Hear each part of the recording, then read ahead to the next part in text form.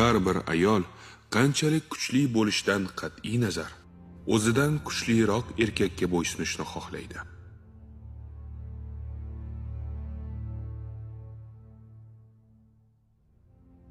Xotinni uzoqdan, bog'ni yaqindan tanla.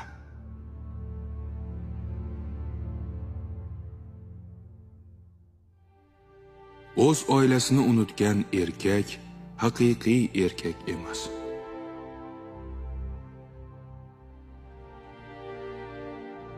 Men o'zim uchun xotin izlamayapman. Men bo'lajak farzandlarim uchun ona izlayapman.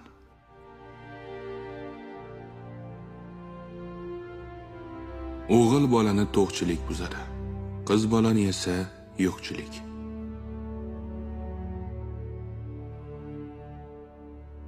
Ayolga ishonma va unga siringni aytma.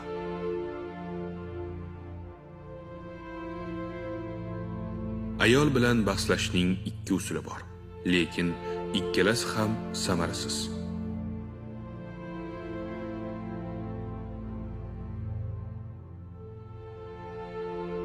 Ba'zan muloyimlik qo'rqoqlikning alomati bo'ladi.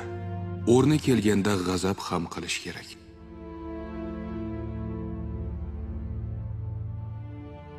Ayolning sodiqligi erining hech narsasi yo'q davrda sinaladi. Erkakning sodiqligi uning hamma narsasi bor davrda sinaladi.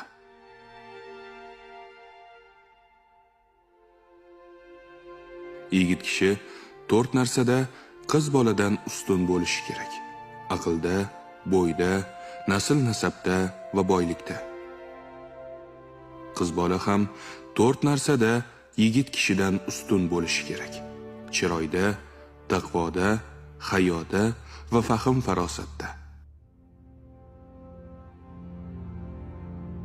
Ayolni gapini eshit va teskarisini qil.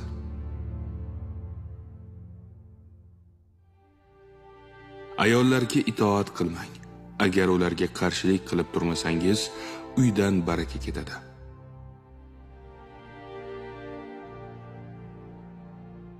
Senga turli shartlarni qo'yadigan, o'zini ko'z-ko'z qilishga, yasan tusanga muttalo bo'lgan, boshqalarning hayotiga havas qilib, o'zinikiga solishtiraveradigan ayoldan ehtiyot bo'lgin.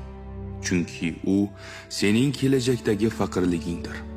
Ya'ni bunday johila ayol turli talablari bilan seni qashshoqlikka mahkum etadi.